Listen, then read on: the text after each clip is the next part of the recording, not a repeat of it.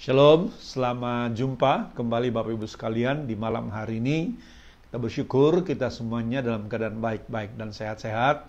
Dan kita terus berdoa supaya kekuatan dan kesehatan yang Tuhan berikan tetap menjadi bagian kita sehingga kita terus bisa berjalan dalam anugerah Tuhan hari lepas hari sampai kita semuanya berjumpa dengan Dia dalam kemuliaan yang kekal yang Tuhan siapkan bagi setiap kita. Malam ini saya akan lanjutkan apa yang sudah saya sampaikan kepada kita tadi malam. Tadi malam saya sudah sampaikan kepada kita bahwa ketika Yesus dikubur, maka kuburannya ditutup dengan batu yang besar, lalu juga dijaga oleh para penjaga-penjaga yang dikerahkan oleh imam-imam kepala, imam-imam besar dan ahli-ahli Taurat, dan juga Pilatus pada saat itu. Tetapi kita lihat bahwa batu yang besar dan para penjaga tidak bisa menggagalkan kebangkitan Yesus dari antara orang mati. Yang Alkitab katakan yang benar ialah pada pagi-pagi hari pertama minggu itu dia bangkit seperti yang dikisahkan dalam Alkitab, Bapak Ibu sekalian. Tetapi juga yang menarik kita lihat bahwa setelah Yesus bangkit dari antara orang mati, ada juga upaya dari mahkamah agama untuk mengaburkan peristiwa kebangkitan itu dengan menyogok para penjaga-penjaga kuburan, supaya para penjaga-penjaga kuburan memberitahukan kepada banyak orang bahwa kalau Yesus tidak ada lagi di kuburan, itu bukan karena ia bangkit dari antara orang mati. Tetapi mayat Yesus dicuri oleh murid-muridnya. Sehingga dengan demikian dikatakan dalam Injil Matius pasalnya yang ke-28 tadi kemarin, ayatnya yang ke-15 dikatakan di sana, mereka menerima uang itu dan berbuat seperti yang dipesankan kepada mereka, dan cerita ini tersiar di antara orang Yahudi sampai sekarang ini. Maksudnya cerita yang mengatakan bahwa kalau Yesus tidak ada di kuburan bukan karena dia bangkit, melainkan karena murid-murid Yesus datang malam-malam dan mencuri mayat itu. Dan dikatakan di sana, dan cerita ini tersiar di antara orang Yahudi sampai sekarang ini. Nah, saya mau sampaikan kepada kita adalah ternyata memang ada upaya sistematis untuk mengaburkan peristiwa kebangkitan Yesus dari antara orang mati. Tentu pertanyaan kita adalah, kenapa sih kok ada usaha yang begitu kuat untuk mengaburkan kebangkitan Yesus dari antara orang mati? Saya mau sampaikan kepada kita, ternyata memang ini sangat penting. Kenapa? Karena ternyata tiang utama iman Kristen adalah kebangkitan Yesus dari antara orang mati. Karena kalau Yesus tidak bangkit, artinya kalau dia hanya mati saja dan tidak bangkit, maka dia sama saja dengan tokoh-tokoh agama yang lain. Sama saja dia dengan guru-guru yang lain. Sama saja dia dengan suhu-suhu yang lain. Karena nabi yang lain juga, guru agama lain juga, suhu agama lain juga pernah hebat dan pernah mengajar luar biasa pada masanya, tetapi mereka mati dan tidak bangkit lagi. Itu sebabnya mereka berusaha untuk mengatakan bahwa Yesus juga sama dengan guru-guru yang lain yang pernah mengajar, yang pernah hebat pada masanya, lalu kemudian dia mati dan tidak bangkit lagi. Nah, kenapa saya sudah katakan tadi, kenapa ini sangat penting bagi mereka? Karena memang ini adalah upaya mengaburkan kebangkitan Yesus. Karena dengan kaburnya kebangkitan Yesus, maka itu akan merusak tiang utama dari iman Kristen. Dan ternyata teman-teman sekalian, sampai zaman rasul-rasul pun berita ini masih terus tersiar. Bahkan juga beredar di tengah-tengah masyarakat dengan mengatakan bahwa tidak ada itu kebangkitan di antara orang mati. Karena itu kalau kita lihat surat Rasul Paulus kepada sidang jemaat di Korintus, dia menekankan betul pentingnya kebangkitan Yesus dari antara orang mati. Saya akan baca bagi kita 1 Korintus pasal 15 mulai ayat 12. Di sana dikatakan begini. Jadi bila mana kami beritakan bahwa Kristus dibangkitkan dari antara orang mati, bagaimana mungkin di antara kamu yang mengatakan bahwa tidak ada kebangkitan orang mati? Lihat di sini, kalau tidak ada kebangkitan orang mati, maka Kristus juga tidak dibangkitkan. Perhatikan ayat 14 ini. Tetapi andai kata Kristus tidak dibangkitkan, maka sia-sialah pemberitaan kami dan sia-sialah juga kepercayaan kamu. Lebih daripada itu, kami ternyata berdusta terhadap Allah karena tentang Dia kami katakan bahwa Ia telah membangkitkan Kristus, padahal Ia tidak membangkitkannya. Kalau andai kata benar bahwa orang mati tidak dibangkitkan. Ayat 16, sebab jika benar orang mati tidak dibangkitkan, maka Kristus juga tidak dibangkitkan. 17, dan jika Kristus tidak dibangkitkan, maka sia-sialah kepercayaan kamu dan kamu masih hidup dalam dosamu. Jadi saya mau sampaikan kepada kita, ternyata bagi imanmu, imanku, dan iman kita, kebangkitan Yesus dari antara orang mati itu sangat penting.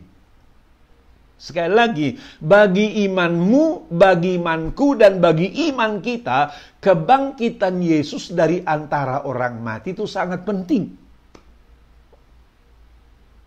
Kenapa? Ya jelas penting.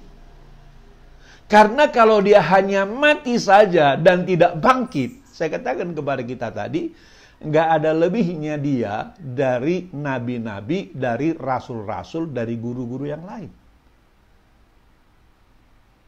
Itu sebabnya tadi saya katakan kepada kita, sejak awal sudah ada upaya untuk apa? Mengaburkan peristiwa kebangkitan itu. Dan saya mau sampaikan kepada kita sekalian bahwa dalam sejarah, sepanjang masa itu upaya mengaburkan peristiwa kebangkitan Yesus dari antara orang mati itu selalu ada.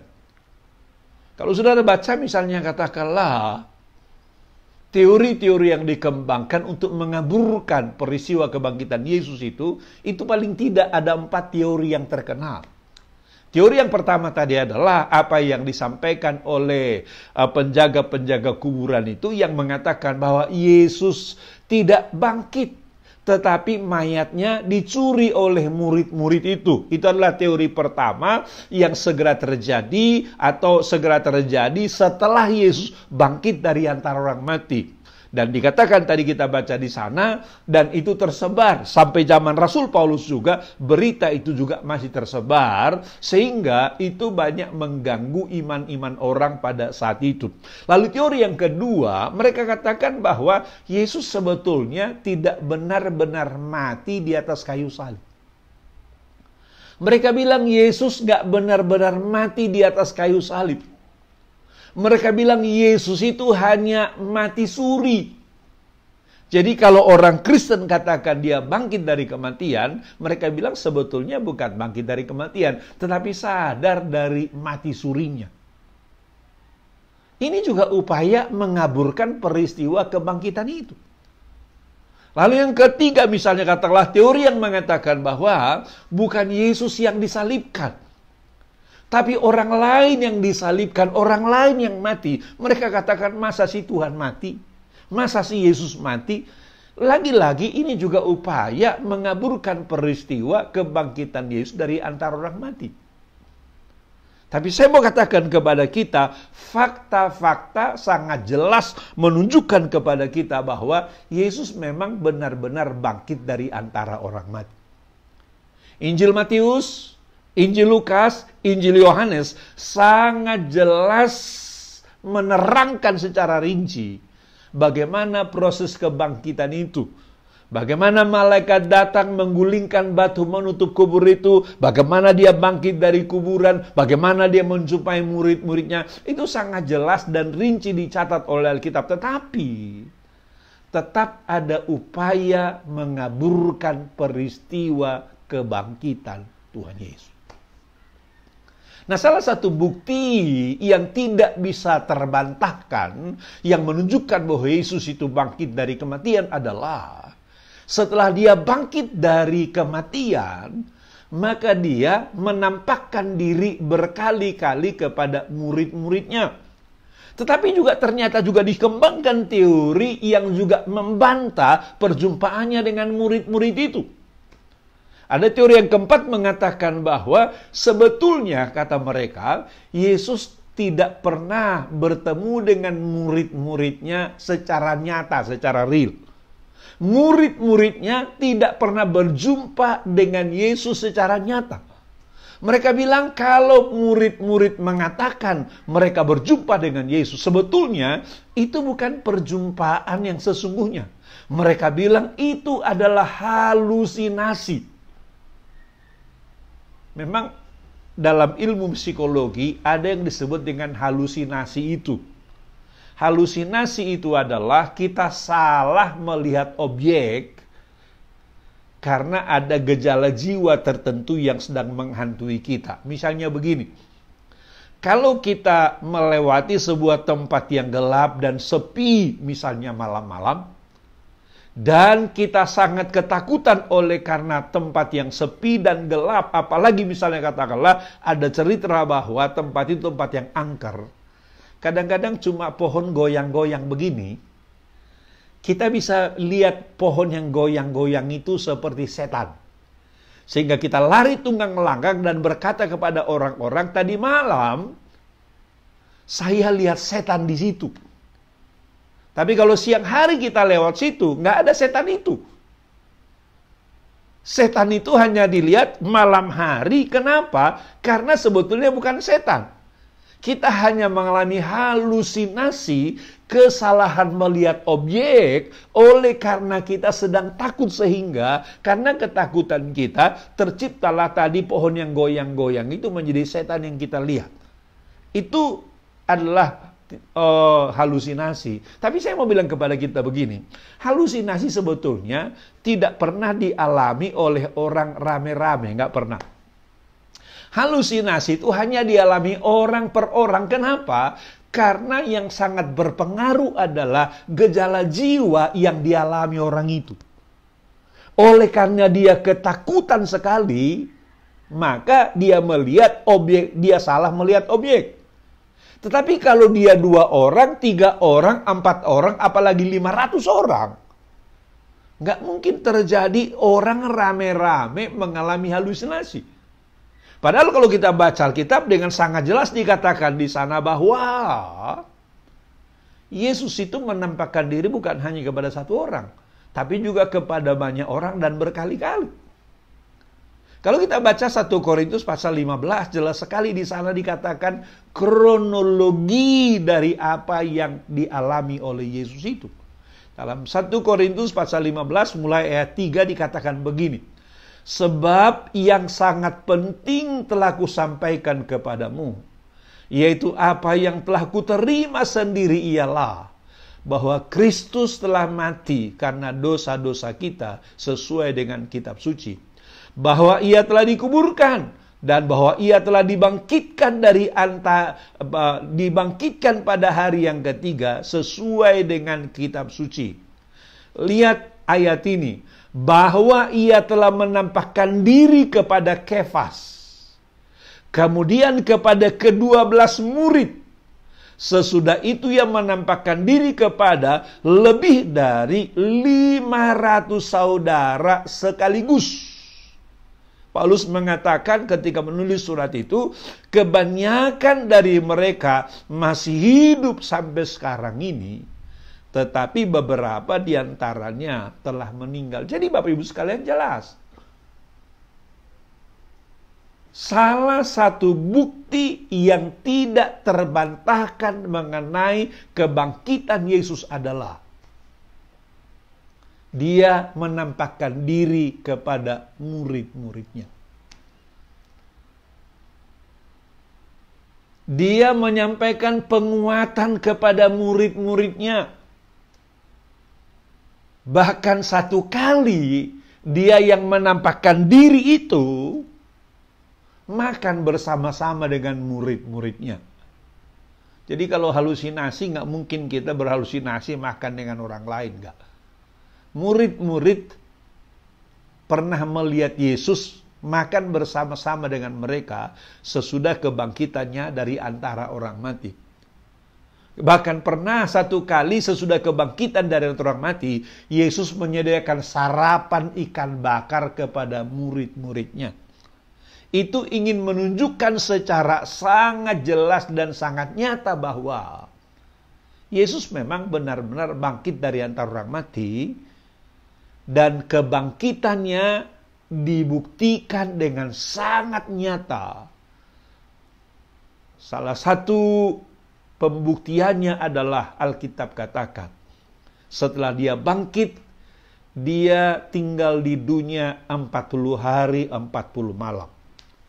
Dalam waktu 40 hari 40 malam itu, dia berkali-kali menampakkan diri kepada murid-muridnya dengan cara-cara yang berbeda di tempat yang berbeda-beda.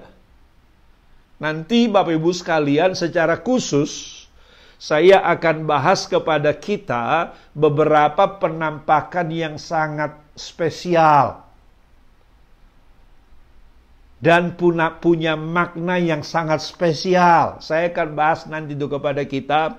Salah satu misalnya penampakan yang spesial yang akan saya bahas adalah penampakannya kepada Thomas. Kenapa? Karena Thomas ini, nanti kan kita bahas secara khusus, karena Thomas ini betul-betul tidak percaya kalau Yesus itu sudah bangkit. Ketika murid-muridnya datang kepada dan berkata, Thomas, ayo kita bertemu Tuhan, dia sudah bangkit. Thomas bilang, apapun kalian bilang, saya nggak percaya kepada itu. Dia bilang, sebelum aku mencucukkan jariku di bekas tombak di lambungnya. Nanti saya akan bahas secara khusus itu, teman-teman, supaya kita betul-betul paham betapa perhatian Yesus itu secara sangat spesifik kepada murid-muridnya. Dan nanti juga saya bahas kepada kita mengenai penampakan Yesus kepada Petrus dan kawan-kawan, di mana Petrus dan kawan-kawan oleh karena kecewa terhadap, katakanlah mungkin mereka sudah patah arang, mereka sudah tinggalkan pekerjaannya sebagai nelayan, mereka sudah tinggalkan segalanya, mereka ikut Tuhan, tapi faktanya Yesus mati dan mereka merasa tidak ada harapan lagi. Karena itu Petrus mengajak kawan-kawannya, dia bilang, ayo kita pergi menjala ikan, dan murid-murid lain juga menjala ikan bersama-sama dengan dia. Tapi apa yang terjadi adalah kita bilang, tapi malam itu mereka tidak menangkap apa-apa. Setelah mereka pulang dengan sangat kecewa, ternyata ketika mereka sampai di pantai, mereka bertemu dengan Yesus. Dan Yesus sudah siapkan, saya katakan tadi, sarapan ikan bakar di sana. Setelah mereka sarapan, baru kemudian ada percakapan yang intens kepada Petrus secara pribadi. Untuk apa? Melakukan pelayanan pemulihan terhadap Petrus. Itu nanti akan saya bahas rekan-rekan dalam perjumpaan-perjumpaan kita hari-hari berikutnya. Supaya betul-betul kita pahami betapa kasih Tuhan itu luar biasa bagi setiap kita.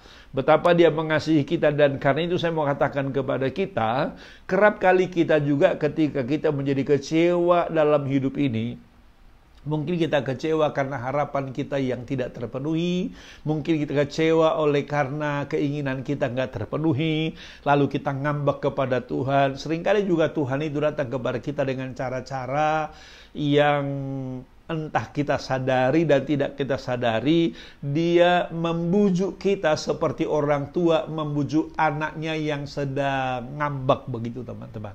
Sama seperti kan saya katakan kepada Thomas. Thomas yang mengatakan, saya nggak percaya kalau dia bangkit. Dia bilang, sebelum saya cucukkan jariku ke atas, ke bekas tombak di lambungnya, saya nggak percaya. Mestinya kalau kita jadi Yesus, kan kita pasti barangkali kecewa dengan Thomas dan berkata, Thomas, kau bagaimana sih? Kau sudah jadi muridku, kau sudah ikut aku sekian lama, masa kau tidak percaya apa yang kukatakan kepadamu? Mungkin kita katakan begitu. Tapi Yesus itu adalah Yesus yang sangat lembut. Secara khusus dia datangi Thomas.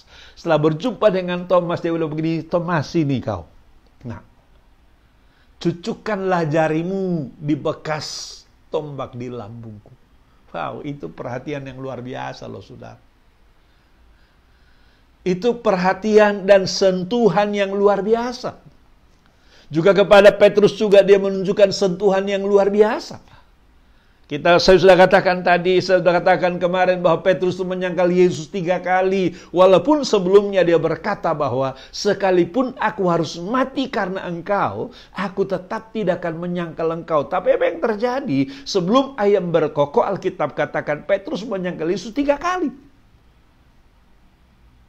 Dan ketika itu Yesus tidak katakanlah memarahi Petrus. Yesus tidak menegur Petrus. Alkitab hanya berkata ketika Petrus menyangkal Yesus 3 kali, tiba-tiba ayam berkokok. Waktu ayam berkokok, Petrus tiba-tiba tersadar dan dia menangis terseduh-seduh di pojokan sana.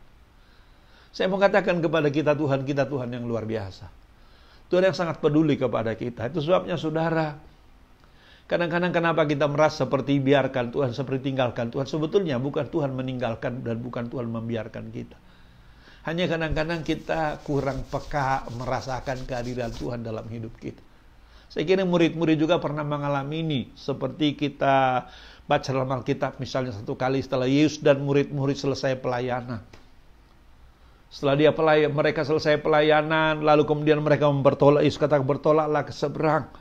Maka murid-murid kemudian bertolak ke seberang dengan naik perahu. Sementara Yesus naik ke bukit untuk berdoa. Sementara mereka di tengah danau itu, tiba-tiba datang angin sakal yang menerjang perahu mereka sehingga perahu mereka hampir tenggelam. Di tengah-tengah malapetaka yang mereka hadapi itu, Yesus tahu mereka akan celaka kalau Yesus tidak datang menolong. Ketika Yesus berjalan di atas air untuk menolong mereka, bagaimana respon mereka? Mereka bilang itu hantu. Kenapa saudara? Karena mereka kurang peka terhadap kehadiran Tuhan. Ini yang seringkali jadi persoalan kita, rekan-rekan sekalian. Tuhan sudah datang menolong kita, tetapi kita kurang peka mendengar dan melihat pertolongan Tuhan. Makanya saya juga percaya pada masa-masa yang sukar ini, Tuhan sudah menghampiri engkau dengan menunjukkan perhatian kepeduliannya kepada saudara. Entah lewat rekan-rekan seiman, Tuhan bicara. Entah lewat rekan-rekan hamba Tuhan, Tuhan bicara kepada saudara. Entah bahkan lewat alam semesta, entah lewat apa saja, Tuhan bisa menyapa kita dengan apa saja. Hanya kadang-kadang kita merasa kurang dipedulikan Tuhan karena kita kurang peka terhadap kehadiran Tuhan. Makanya saudara, saya berkali-kali katakan ini, latih kedekatanmu dengan Tuhan. Supaya engkau makin peka akan kehadiran Tuhan dalam hidupmu. Sehingga ketika dia hadir pasti, dia hadir memberikan jawaban kepada kita. Dia hadir memberikan pertolongan kepada kita. Jadi saya juga percaya pada masa-masa virus seperti sekarang ini, mungkin Tuhan juga hadir secara pribadi kepada keluarga kita. Entah misalnya katakanlah tiba-tiba kawan kita yang sudah lama tidak komunikasi dengan kita, tiba-tiba dia komunikasi dengan kita, dia berikan perhatian khusus kepada kita, itu adalah bentuk dari lawatan Tuhan kepada kita. Entah misalnya katakanlah ada orang yang tiba-tiba memberikan berkat kepada kita, sementara kita memang pada saat itu sedang membutuhkan berkat, walaupun yang orang itu berikan tidak seberapa, tetapi kita rasakan itu merupakan pemenuhan dari kebutuhan kita saat itu. Itu adalah bentuk-bentuk pertolongan Tuhan kepada kita. Jangan katakan, itu kebetulan sajalah. Saya mau bilang kepada kita, nggak ada kebetulan. Itu semuanya adalah pertanda perhatian Tuhan kepada saudara. Itu adalah pertanda perhatian Tuhan bagi setiap kita. Makanya rekan-rekan sekalian, saya mau katakan kepada kita, bangun kepekaan untuk merasakan kehadiran Tuhan. Bangun kepekaan untuk merasakan lawatan Tuhan. Sehingga pada masa-masa yang sukar engkau melihat betapa Tuhan peduli kepada saudara. Betapa Tuhan memperhatikan saudara. Betapa Tuhan akan menolong saudara. Karena itu sore ini, buka hatimu secara khusus kepada Tuhan. Coba merenung sejenak akan kasih Tuhan. Coba perhatikan ke belakang sesaat demi sesaat. Mungkin ada sentuhan-sentuhan khusus dari Tuhan kepadamu lewat orang-orang lain yang memberikan pertolongan kepadamu, kepedulian kepadamu, atau apa saja. Minimum membuat engkau mengalami pertolongan yang khas dan khusus. Saya mau katakan kepadamu, gak ada kebetulan dalam hidup ini. Semuanya itu pasti digerakkan oleh Tuhan supaya apa? Supaya setiap kita merasakan kasih dan kebaikan Tuhan. Kan itu malam ini saya ingin berdoa buat kita sekalian. Kita minta Tuhan mengurapi kita. Kita minta Tuhan menjamah kita. Mari kita angkat tangan kita kepada Tuhan. Lembutkan hatimu kepada Tuhan. Supaya Tuhan menjamah engkau. Supaya Tuhan berbicara kepada malam ini. Tuhan Yesus, ini kami umat-Mu. Ini kami hamba-hamba-Mu. Kayak melihat betapa pedulinya Engkau kepada murid-murid-Mu Tuhan. Engkau melawat mereka dengan cara-cara yang khas. Kami juga percaya bahwa Engkau pasti melawat kami dengan cara-cara yang khas pada hari-hari ini. Karena itu lawat umat-Mu secara pribadi, berbicara kepada mereka secara pribadi. Apa maksud Tuhan kepada mereka secara pribadi? Melalui masalah ini, melalui virus ini, agar mereka makin bergantung dan berharap kepada Tuhan. Karena kami yakin bahwa ketika berharap kepada Tuhan, Tuhan tidak akan mengecewakan kami, orang-orang yang percaya dan berharap kepada Tuhan. Mari Tuhan berbicara terus secara pribadi kepada umat-Mu ini. Lawat mereka dan jamah mereka, supaya mereka mengalami kemenangan dan mujizat Tuhan yang luar biasa dalam hidup mereka mulai sekarang sampai selama-lamanya. Haleluya, haleluya, haleluya. Amin. Puji Tuhan teman-teman. Selamat malam. Terus semangat dalam Tuhan. Karena kita tahu Tuhan tidak pernah meninggalkan dan tidak pernah membiarkan kita. Dia pasti berikan kepada kita kemenangan yang luar biasa. Haleluya. Tuhan berkati. Shalom.